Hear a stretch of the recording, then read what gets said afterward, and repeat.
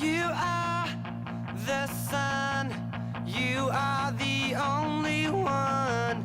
My heart is blue, my heart is blue for you. Be my, be my, be my little rock and roll queen. Be my, be my, be my little rock and roll queen. Be my, be my, be my little rock and roll queen, yeah. Be my, be my, be my little rock and roll queen.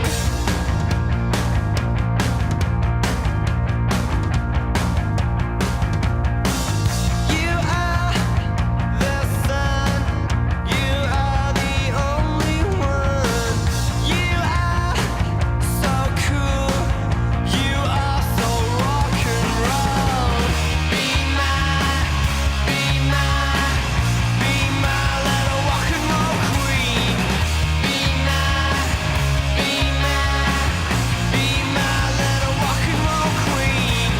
Be my, be my, be my little rock and roll queen. Be my, be my, be my little rock and roll queen.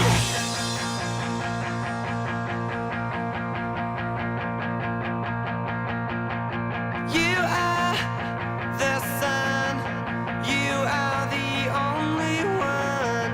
You are so cool, you are so rock and roll.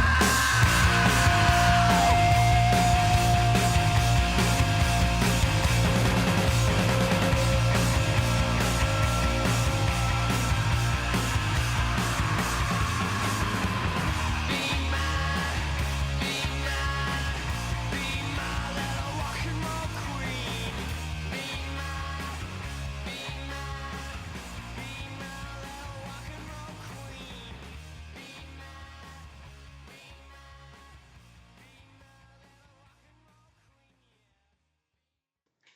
Dans un futur proche, la méga corporation Arasaka règne sur Night City. Elle impose sa loi par la technologie, la peur et le profit. Mais un homme refuse de plier, et c'est Johnny Silverhand, rocker rebelle et idéaliste, qui décide de frapper au cœur du système. Le 10 novembre 2023, il orchestre un attentat spectaculaire contre la tour Arasaka, symbole du pouvoir corporatif absolu. Une bombe nucléaire explose, la ville est secouée. Et derrière cet acte, un message clair. Le pouvoir doit être contesté, et ceux qui dominent ne sont pas intouchables. Pour Johnny Silverhand, le système est trop profondément enraciné pour être réformé de l'intérieur. Protégé, verrouillé, conçu pour survivre. Dans cette logique, la destruction devient un moyen de rupture, une tentative de forcer le changement face à une structure qu'il juge irrémédiablement injuste. Mais cette vision pose immédiatement une question centrale. La violence est-elle réellement la seule option face à un système perçu comme injuste? Ou peut-on au contraire transformer progressivement des structures de domination profondément installées? Cette interrogation ne se limite pas à la fiction et traverse aussi notre histoire récente. En 2024, Luigi Mangione, un Américain, est accusé d'avoir assassiné le PDG de United Healthcare. En lui un justicier, le Robin des Bois de toutes les victimes du système des assurances aux États-Unis. Sous une large capuche se dessine le profil d'un jeune homme au sourire enjôleur. Mais ce charmant suspect est d'abord l'auteur d'un assassinat. Cet avis de recherche, diffusé par NYPD, la police de la ville de New York, concerne le meurtre de Brian Thompson. Ce grand patron était à la tête de United Healthcare, une compagnie d'assurance santé, accusée de s'enrichir sur le dos de ses patients. Il a été tué la veille. Les images du crime, enregistrées à 6h45 du matin... Selon ses propres déclarations, son acte s'inscrivait dans une dénonciation d'un système de santé qu'il considérait comme profondément injuste et inhumain. Ces actes, justifiables ou non, mettent en évidence un malaise social et brouillent notre interprétation de la justice. Ce cas met en lumière une tension récurrente, celle entre violence individuelle et critique sociale, entre un acte moralement condamnable et une dénonciation dirigée contre un système perçu comme structurellement injuste. Avant d'aller plus loin, une mise au point s'impose. Parce que parler de violence, c'est s'exposer à être mal compris. C'est ici que je vais clarifier quelque chose d'essentiel. Cette vidéo n'est pas une apologie de la violence, ni un appel à la révolte armée, ni une justification d'actes violents, qu'ils soient réels ou fictifs. Comprendre pourquoi certains individus en viennent à la violence n'équivaut ni à l'excuser, ni à la légitimer, ni à l'encourager. L'objectif est analytique. Interroger les liens entre morale, pouvoir et violence au sein d'un système forcé ou non, violent ou non, juste ou non. Et comprendre pourquoi ces questions reviennent sans cesse dans la fiction, dans l'histoire et dans le débat politique contemporain.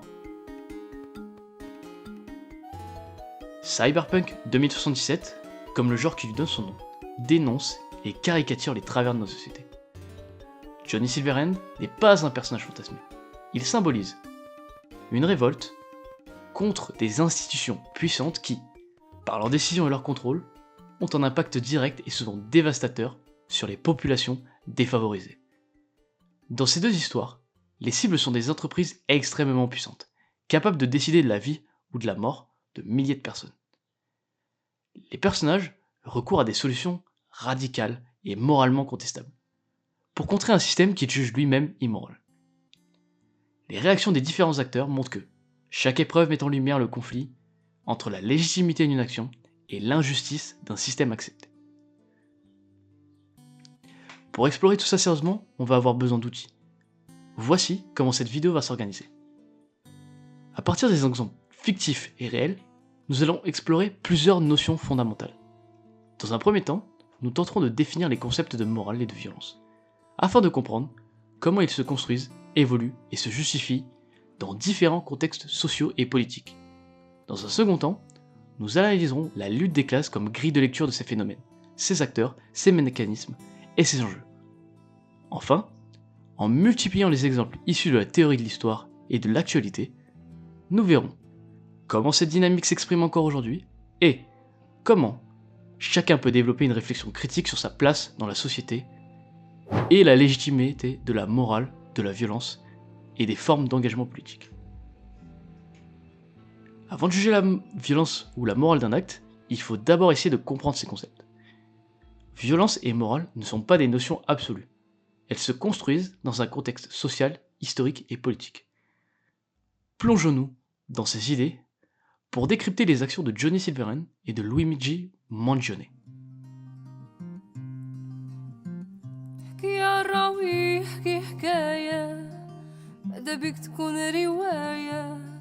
احكيلي على ناس زمان احكيلي على ألف ليلة وليلة ولا لونجة بنت الغولة ولا ولد السلطان. La morale est une tentative de donner à une population une sorte de boussole, une liste plus ou moins exhaustive du bien et du mal. Elle sert à guider et à juger les actions de chacun. Souvent, on lui accole un adjectif qui précise le groupe visé. La morale chrétienne, la morale républicaine, etc. Presque personne ne se lève le matin en disant « je vais faire le mal ». Même les actes les plus abominables sont souvent justifiés par ceux qui les commettent, comme nécessaires, légitimes ou justes. Le soldat tue au nom de la survie ou de la mission. Le terroriste tue au nom d'une justice qu'il estime supérieure. Le bourreau tue au nom de l'ordre ou du devoir. Dans chaque cas, l'acte est justifié pour éviter de se percevoir comme immoral. Et ceux qui semblent dépourvus de cette capacité d'empathie, les sociopathes ou les psychopathes, sont justement considérés comme des anomalies. Mais cette boussole évolue sans cesse, se redéfinit au fil de l'histoire et se heurte constamment aux réalités sociales. Par exemple, il est immoral de marier un mineur en Occident, mais cette tradition existe encore ailleurs. La guerre, elle, a longtemps été vue comme une nécessité ou même une entreprise sainte, jusqu'à ce que l'industrialisation des massacres à partir de 1914 fasse basculer cette perception. Enfin, au Moyen-Âge, l'Église interdisait l'arbalète jugée immorale, alors que brûler vif un assaillant ou empoisonner des puits ne posait pas de problème particulier. Des contradictions qui montrent bien que la morale n'a rien de stable. L'honneur, souvent glorifié, n'est d'ailleurs qu'une manière d'être fier de sa propre vertu morale, de montrer que dans ce monde hostile, on s'efforce de la maintenir, même quand c'est coûteux. Mais dès qu'on commence à questionner ce concept, deux grandes difficultés apparaissent. La première, c'est de trouver une base commune. La seconde, c'est d'en fixer les limites. Comme je l'ai dit, la morale change d'un lieu à un autre. Mais est-ce qu'il existe vraiment une base commune à toutes les cultures ? Nietzsche, dans la généalogie de la morale, pense que non. Il dit que les philosophes ont construit leur théorie sur une foi naïve dans la morale existante, sans jamais aller chercher son origine réelle.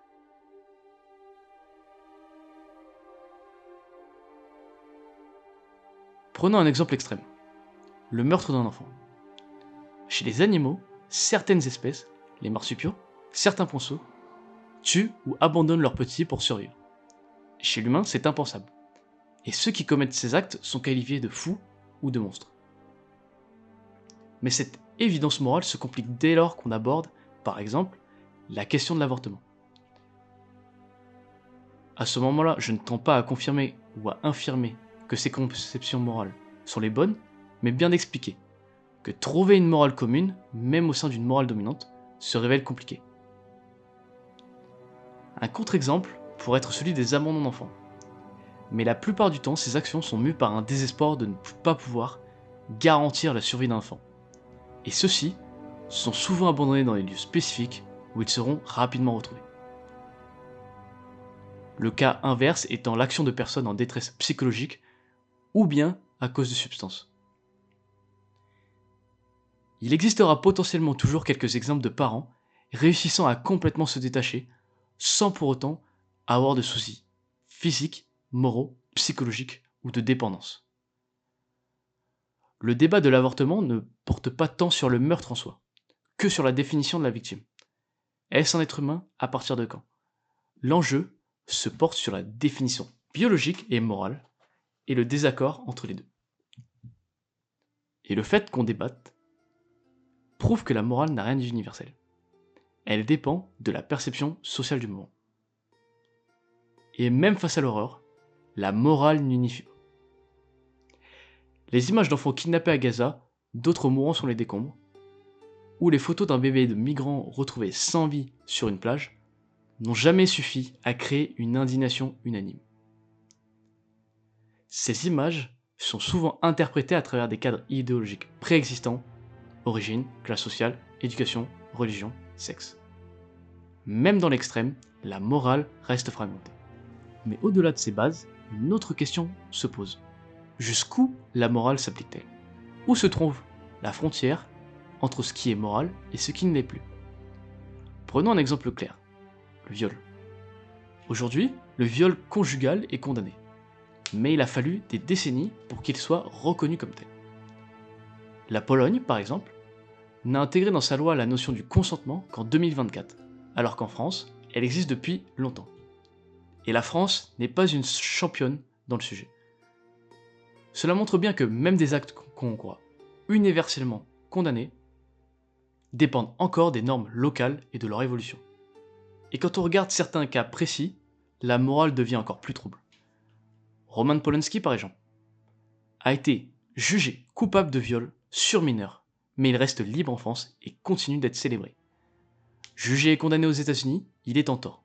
Mais en France, la société hésite à le condamner et lui permet de vivre et de travailler comme si de rien n'était.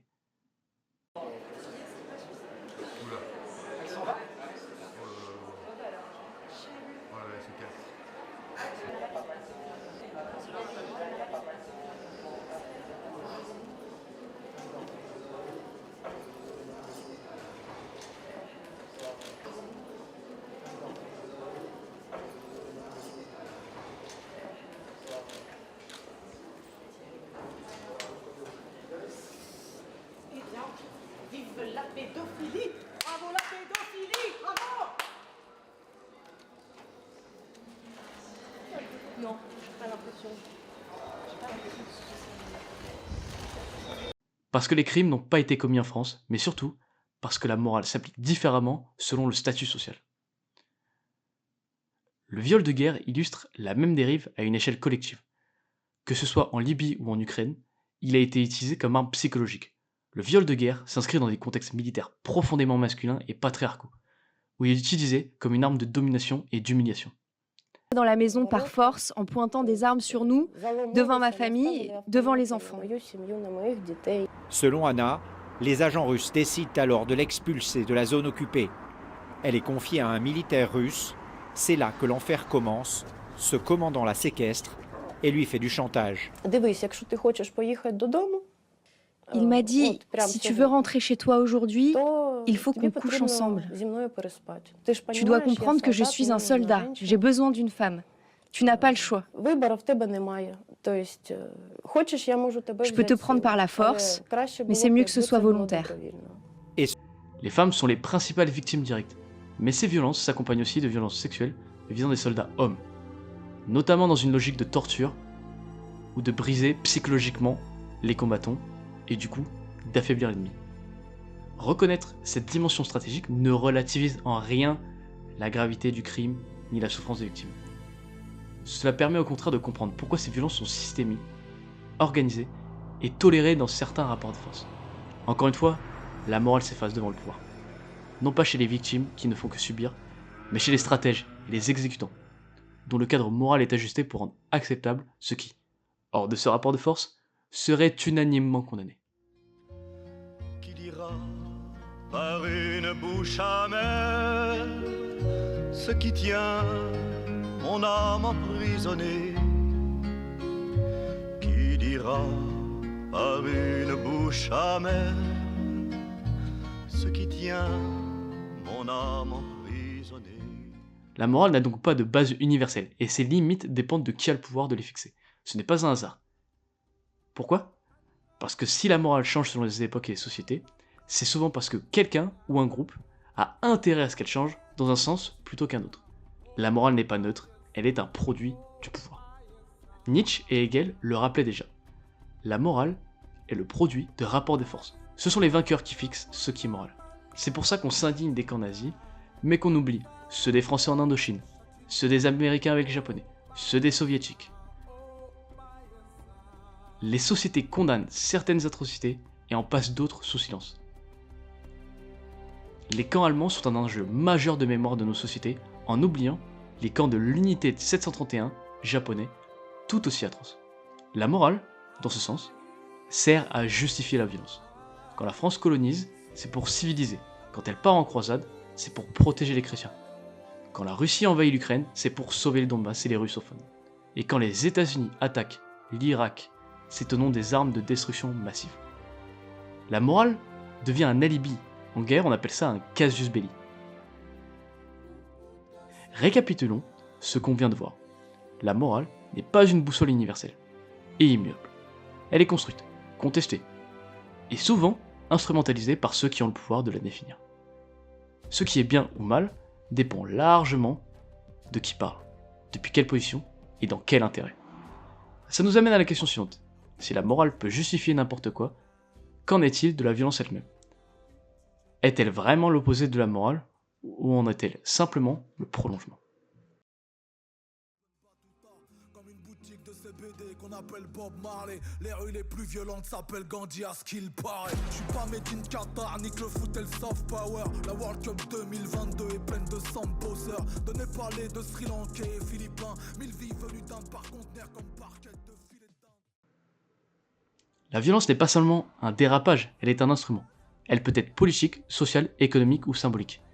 Elle peut prendre la forme de violences politiques, comme des politiques discriminatoires nourries par l'islamophobie, de violences sociales, comme des attaques répétées ou harcèlement ciblé contre des populations issues de quartiers populaires, ou encore des violences économiques, telles que des licenciements abusifs ou une précarisation organisée. Comme la morale, elle dépend du contexte et du rapport de force.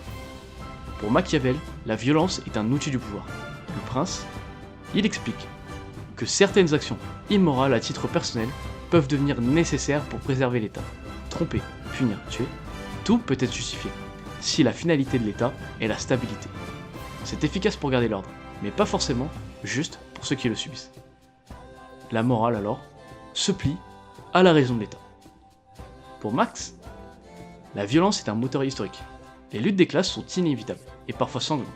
Les opprimés doivent briser les structures qui les maintiennent dans la misère.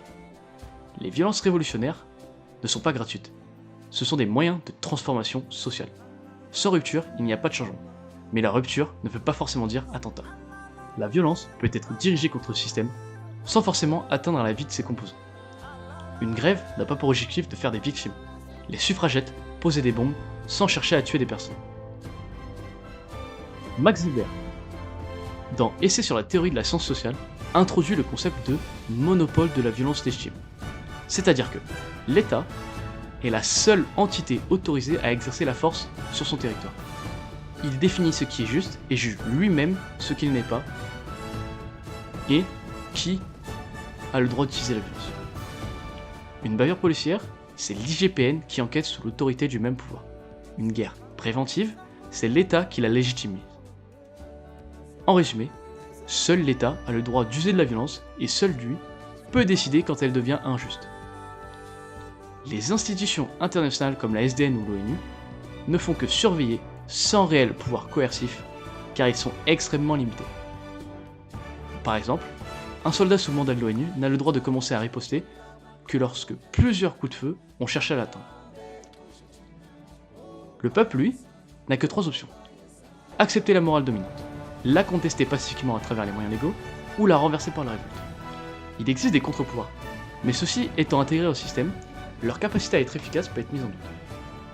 On peut penser par exemple à l'indépendance des médias, mise à mal par les rachats successifs par les grands patrons français. L'État se réserve donc le droit exclusif de la violence, et c'est lui qui décide de ce qui est légitime ou non. Le peuple, lui, est cantonné à des options limitées. Mais ce rapport de force entre ceux qui décident et ceux qui subissent, entre ceux qui font les règles et ceux qui les vivent, ce n'est pas nouveau. C'est en réalité le moteur de toute l'histoire humaine. Et il y a un concept qui explique mieux que n'importe quel autre, la dynamique des classes.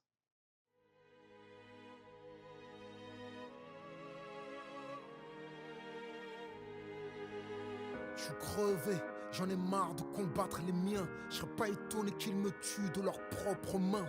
Nous, je veux y croire, mais j'ai bien peur que ce nous ne soit qu'illusoire.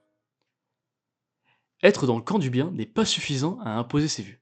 Et la force ne peut pas éternellement s'autosuffire. En effet, comme dit Machiavel, la fin justifie les moyens. Phrase cliché, mais qui sert à expliquer simplement que la morale ne vaut pas tant que le pouvoir parvient à se tenir en place. Cette mécanique est apparue à de nombreuses reprises, de la guerre d'Algérie à certaines affaires de la violence policière contemporaine, comme celle de George Floyd aux États-Unis ou de Noël en France. À chaque fois, la contestation naît moins de l'événement lui-même que du sentiment que la justification morale avancée ne tient plus. La violence et la morale sont donc intimement liées au rapport de domination. Elles ne s'opposent pas, elles se nourrissent. La morale sert à justifier la violence, et la violence sert à imposer une morale. Marx résumerait cela en une phrase. L'histoire de toute société jusqu'à nos jours n'a été que l'histoire de lutte des classes. Les dominants imposent leur morale, les dominés la subissent. Et, pour que ces derniers puissent inverser le rapport de force, il leur faut une seule chose, la conscience de classe. Comprendre que la boussole morale ne pointera jamais naturellement dans leur direction, qu'elle sert avant tout à protéger les intérêts de ceux qui la fabriquent, et qu'il faut, parfois, pour la réorienter, accepter la rupture. La lutte des classes, c'est un moteur caché de l'histoire. La lutte des classes, c'est l'idée que toute société humaine est traversée par un conflit permanent entre deux forces opposées. Ceux qui détiennent les moyens de production et ceux qui n'ont que leur force de travail à vendre. Les premiers accumulent richesse et pouvoir, les seconds produisent cette richesse sans en profiter réellement. Comment un king peut se poser et attendre qu'un autre king le nourrisse, comme si le temps allait juste rendre l'un de nous riches. Faut que je prenne ma life comme un nouveau fortuné, laisse-moi vivre de life en main. Mon âme aussi a besoin de life. 26 ans et déjà c'est épuisant. Pour Marx, l'histoire n'est pas une suite d'événements moraux, ni même de grandes décisions politiques. C'est avant tout une histoire de rapports de force économique. Derrière chaque révolution, chaque guerre, chaque changement moral, il y a une réalité matérielle. Un groupe qui veut conserver le pouvoir et un autre qui veut s'en libérer. Dans les grandes lignes, durant l'Antiquité, ce conflit oppose les maîtres et les esclaves. Au Moyen-Âge, les seigneurs et les serfs. Pendant la Renaissance, les nobles et le clergé contre le tiers-état. Et à l'ère industrielle, la bourgeoisie et le prolétariat. Aujourd'hui encore, sous d'autres formes, ce rapport persiste. Actionnaires contre salariés, multinationales contre travailleurs précaires, dirigeants contre citoyens. Le vocabulaire change, mais la mécanique reste la même. La morale dominante dans ce cadre devient un outil de pouvoir. Elle justifie les inégalités en leur donnant un sens moral. Si tu es riche, c'est que tu as travaillé dur. Si tu es pauvre, c'est que tu n'as pas fait assez d'efforts. La réussite devient une vertu et la misère une faute. Et la violence, policière, économique, symbolique, s'habille du costume de la légitimité. Marx explique aussi que ce rapport de force ne peut pas se résoudre simplement par le dialogue ou par des réformes successives. Car les classes dominantes n'abandonnent jamais leur position volontairement. Elles adaptent leur discours, modifient les lois, déplacent les lignes, mais conservent toujours la même structure de domination. La rupture, selon lui, ne peut venir que d'une prise de conscience collective, ce qu'on appelle la conscience de classe. C'est ce moment où les dominés comprennent qu'ils partagent la même condition, les mêmes contraintes, le même ennemi, que leurs oppositions n'est pas individuelle mais systémique. Cette prise de conscience, elle précède souvent les révolutions. La Révolution française, la Commune de Paris, et les révoltes ouvrières du 19e siècle. On peut penser que la plupart naissent du même constat. Le système moral et économique en place ne profite qu'à une minorité. Et c'est ici que tout se rejoint. Johnny Silverhand, Luigi Mangione, les révoltés de la Commune ou les ouvriers de 1848, tous, ils agissent au nom d'une injustice perçue comme structurelle. Leur violence devient une réponse à une autre violence, plus diffuse, plus froide. Celle de l'État, des institutions, des inégalités et du mépris social. Décrire la violence et comprendre l'immoralité n'est pas une façon de justifier un acte violent, mais bien de mettre en perspective l'environnement qui a poussé au passage à l'acte. La lutte des classes n'est donc pas un concept dépassé, c'est une grille de lecture, un moyen de comprendre pourquoi la morale dominante semble toujours défendre le statu quo. Parce que cette morale, comme la loi ou la force, sert avant tout à maintenir un ordre social où les dominants continuent de gagner, et les dominés continuent d'obéir. Marx nous donne donc une lecture puissante. L'histoire est un conflit permanent entre dominants et dominés, et la morale n'est qu'un outil de plus dans ce rapport de force. Mais cette vision n'est pas la seule. D'autres penseurs ont regardé le même phénomène et sont arrivés à des conclusions très différentes. Voyons lesquelles. Une autre vision sur ce changement de cap pourrait être que la révolution n'est pas la cause d'un changement d'un système injuste à un système juste, mais plutôt le symptôme que le système juste mais imparfait se déséquilibre trop. À la vision révolutionnaire de Marx, on y oppose une vision réformiste. Le système de classe existe, il n'est pas mauvais en soi, mais demande des changements lorsque celui-ci n'est plus perçu comme juste ou cohérent avec l'évolution des situations. C'est notamment une des différences entre le socialisme et le communisme, et une des idées développées par Émile Durkheim. Pour Durkheim, la société n'est pas un champ de guerre, mais un organisme vivant, donc chaque partie dépend des autres pour fonctionner. Les inégalités, les rôles sociaux, les hiérarchies ne sont pas seulement des instruments d'oppression, elles peuvent aussi être des mécanismes d'équilibre nécessaires à la cohésion du tout. Là où Marx voit dans la morale un outil du pouvoir, Durkheim y voit au contraire une colle sociale, un langage commun qui permet à une société de ne pas s'effondrer dans le chaos. La morale ne sert pas toujours à dominer, mais souvent à unir. Elle définit les règles minimales du vivre ensemble. La transgression de ces règles, la violence, la révolte, n'est pas forcément le signe d'une prise de conscience, mais parfois celui d'un déséquilibre, d'une rupture du lien social. Cette lecture ne nie pas les injustices, mais elle les interprète autrement. Pour Durkheim, le but n'est pas d'entretenir le conflit, mais de le résoudre par la solidarité. La société évolue, non pas parce qu'une classe en renverse une autre, mais parce qu'elle parvient à réinventer ses valeurs communes. Ce n'est pas la lutte, mais la coopération qui fonde le progrès moral. Et l'objectif, c'est de garder cette colle tant qu'elle est juste et cohérente, et de changer lorsqu'elle manque de cohérence. Marx veut renverser le système, Durkheim veut le réparer. Deux visions très différentes d'un même constat, les inégalités existent, et elles posent problème. Mais il existe une autre lecture, beaucoup plus radicale, qui va à contre-courant des deux. Celle de Spencer. Au XIXe siècle, Herbert Spencer, philosophe britannique, applique les théories de Darwin à la société. Pour lui, les sociétés humaines suivent la même logique que la nature, la sélection naturelle. Les plus forts, les plus adaptés, économiquement ou intellectuellement, doivent l'emporter sur les faibles. Il forge même l'expression « survival of the fittest ». Spencer défend donc une version idéologique de la loi du plus fort. Les inégalités sont naturelles, et vouloir les corriger, par l'État ou la solidarité, irait contre l'évolution. Ce courant, appelé darwinisme social, central dans beaucoup de politiques impérialistes et capitalistes, rentre en contradiction avec, et conforte malgré lui, les mouvements révolutionnaires. Si les ouvriers se liguent contre les dominants et réussissent, alors ils sont les mieux placés pour survivre. Lui, Marx et Durkheim, assument l'existence de classe, mais Spencer justifie cette domination par la capacité d'une classe à évoluer. Et donc, la classe la plus moteur de développement est celle qu'on doit privilégier, et à qui on doit permettre de s'étendre, notamment économiquement. Marx explique cet écart par la précarité de la classe ouvrière, et le monopole des moyens de production par la classe dominante, et veut sa destruction pour n'avoir qu'une seule classe sociale. Durkheim conçoit l'existence de ces classes, mais ne souhaite pas les détruire, il veut les équilibrer. La conscience des classes y servira à garantir en permanence l'équilibre entre le travail de la société en un corps, avec chacun son rôle à jouer. Si on faisait une métaphore sur une équipe de football, Spencer justifie le salaire plus élevé pour un attaquant, un joueur star ou un capitaine, car acteur et moteur des performances. Marx prétendrait que l'attaquant n'atteint cette performance que grâce à sa place et ne voudrait pas d'écart entre les salaires. Et enfin, Durkheim prendrait en compte les inégalités mais privilégierait le travail d'équipe en veillant à un relatif équilibre au sein des salaires. Peu importe la vision sur la lutte des classes, avec les deux exemples que sont Luigi et Silverhand, on a deux protagonistes membres de la classe des dominés, par choix de force ou par militantisme politique, qui luttent, soit parce que leur rapport de force évolue et que leurs victimes ne sont plus les fidestes, soit parce qu'ils ont compris qu'il fallait une action révolutionnaire pour changer les choses. Parce qu'ils ont compris que l'équilibre était en train de trop basculer. En effet, plusieurs témoignages de PDG aux États-Unis parlaient de sécurité renforcée autour d'eux. Et on peut, sans nul doute, imaginer que les autres patrons de sécurité sociale aux États-Unis ont réfléchi à 2 fois avant d'augmenter leurs tarifs. Certains affirment que la violence fait bouger les lignes, mais c'est une pente glissante, et elle fragilise la légitimité et ouvre la porte à l'escalade.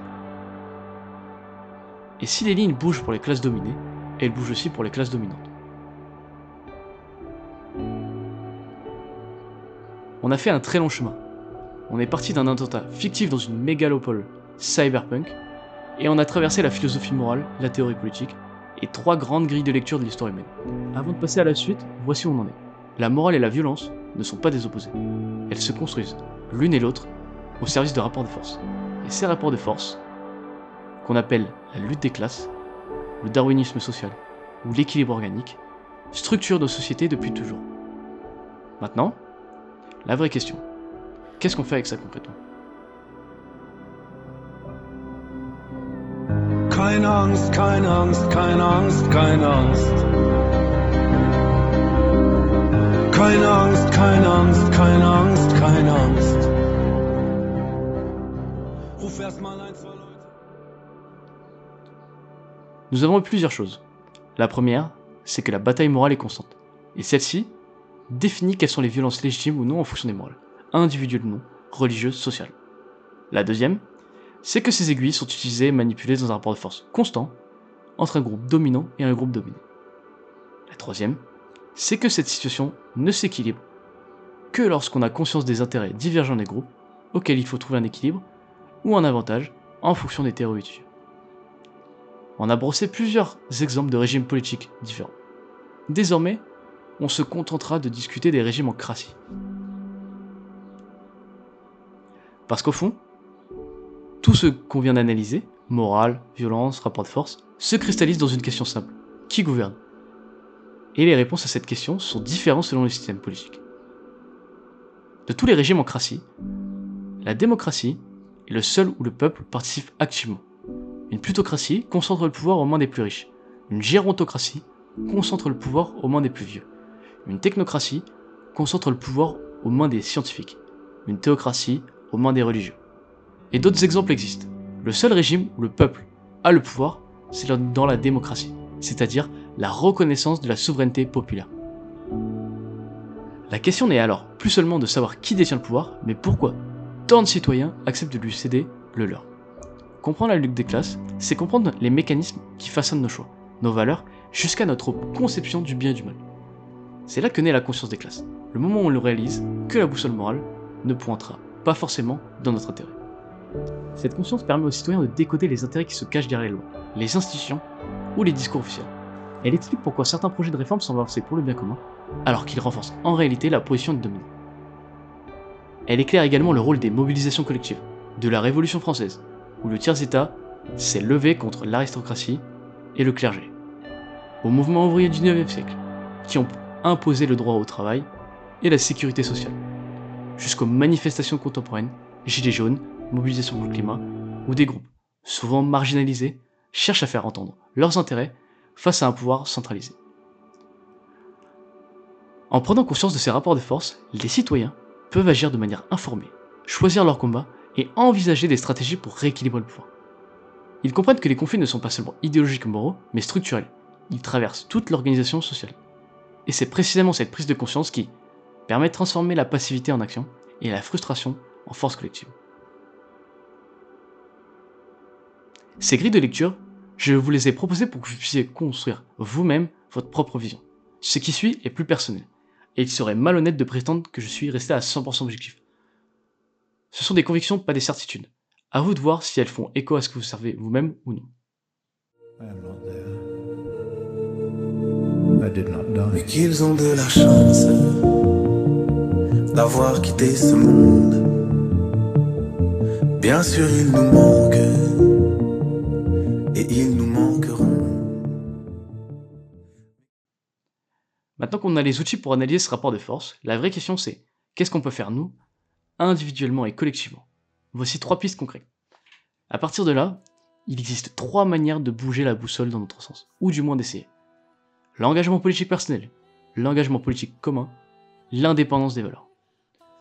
L'engagement politique personnel, c'est à partir de sa position et de ses valeurs, participer activement au processus démocratique. Même si beaucoup désavouent le vote, qui ne semble rien changer.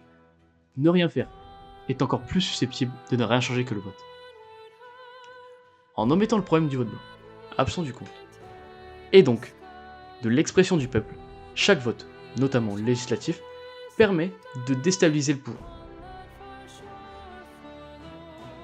Lors de la dissolution de l'Assemblée nationale en France dans la période 2024-2025, la mobilisation du NFP a permis à la gauche française, qui représentait moins d'un quart des votes au présidentiel, de devenir la première force politique de l'Assemblée. Résultat qui a déstabilisé le gouvernement de Macron, qui comptait sur une victoire du RN et une période impossible à gouverner pour un gouvernement RN, afin de permettre aux forces de droite de se rassembler autour du bloc central, celui du président. Il en résulte une assemblée tripartite, forcée de trouver des compromis.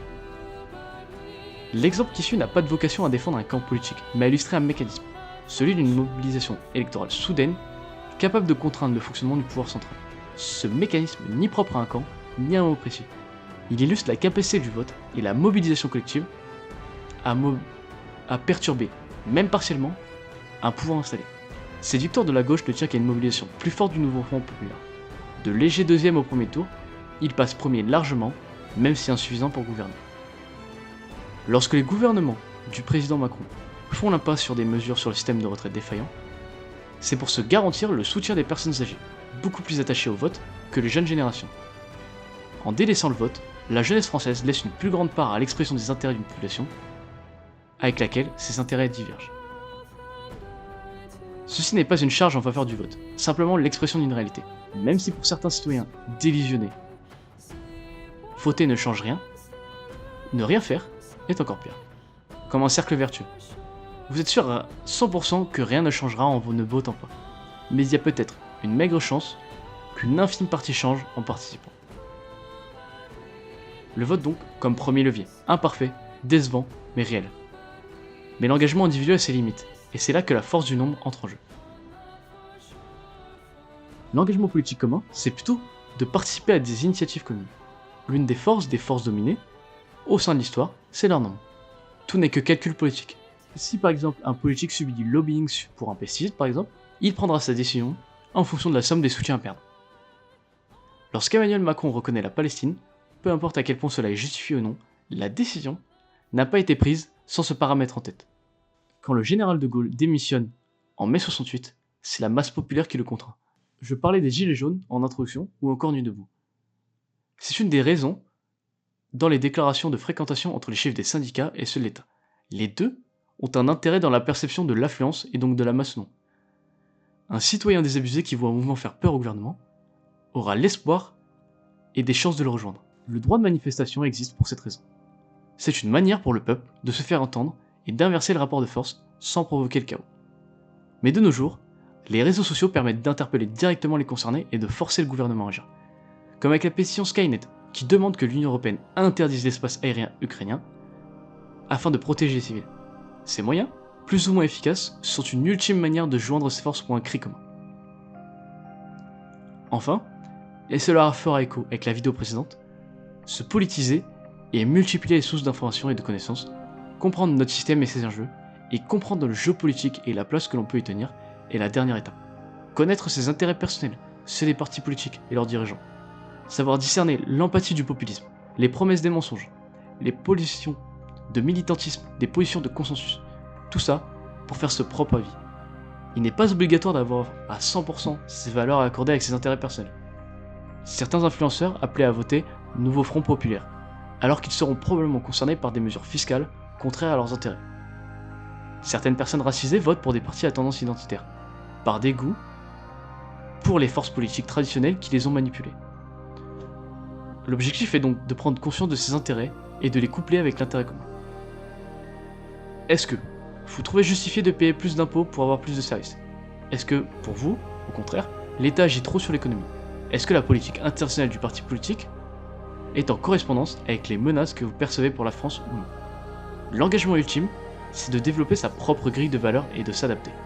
Toujours se remettre en question. Toujours analyser ce jeu politique pour essayer de percevoir les décisions réelles des manipulations.